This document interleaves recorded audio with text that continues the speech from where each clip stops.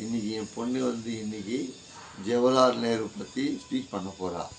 நீங்கள் எல்லாருக்கும் பிடிச்ச லைக் பண்ணுங்கள், ஷேர் பண்ணுங்கள், சப்ஸ்கிரைப் பண்ணுங்கள், கமெண்ட் பண்ணுங்கள். ஏன்னா இந்த வீடியோ நான் அப்லோட் பண்ண போகிறேன். உங்களுக்கு பிடிச்சிருந்தா பண்ணிங்கன்னா என் பொண்ணுக்கு ஒரு லைக்ஸ் கிடைக்கும், ஷேர் கிடைக்கும். சப்ஸ்கிரைப் பண்ணிங்க, ரொம்ப சந்தோஷமாக இருக்கும். தேங்க்யூ, பாய். ஸ்டார்ட்.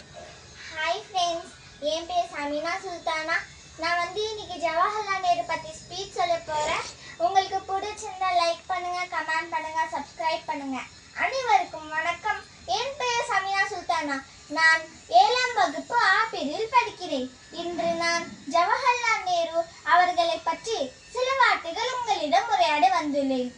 விடுதலை போராட்ட இயக்கத்தில் அடியெடுத்து வைத்த காலம் முதல் கொண்டு சுதந்திர பாரதத்தின் முதல் பிரதமராக திகழ்ந்த காலம் வரை ஒரு வினாடி கூட ஓய்வு உளைச்சலின்றி உழைத்த தேசபக்த மாமணி நேருஜி ஆவார்.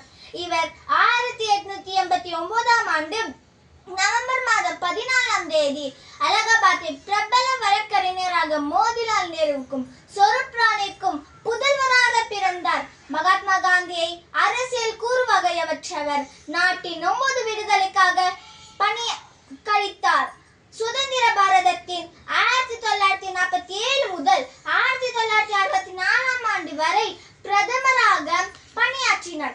குழந்தைகள் மீது அளவற்ற அன்பு கொண்டவர். குழந்தைகள் இவரை நேரு மாமா என்று அழைத்தனர்.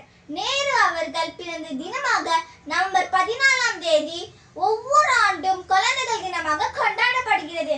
இந்தியாவின் ரோஜாவின் ராஜா, ஆசிய ஜோதி, சமாதான புறா போன்ற சிறப்பு பெயர்களால் அழைக்கப்படுகின்றன.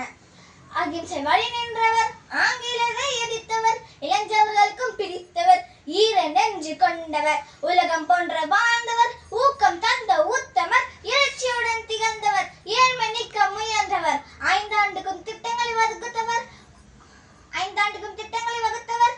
ஓவியத்தை ஒற்றுமையாக உணர்வை வளர்த்தவர், ஓயாது உழைச்சவர், ஓவியம் திறந்த தூயவர். நன்றி.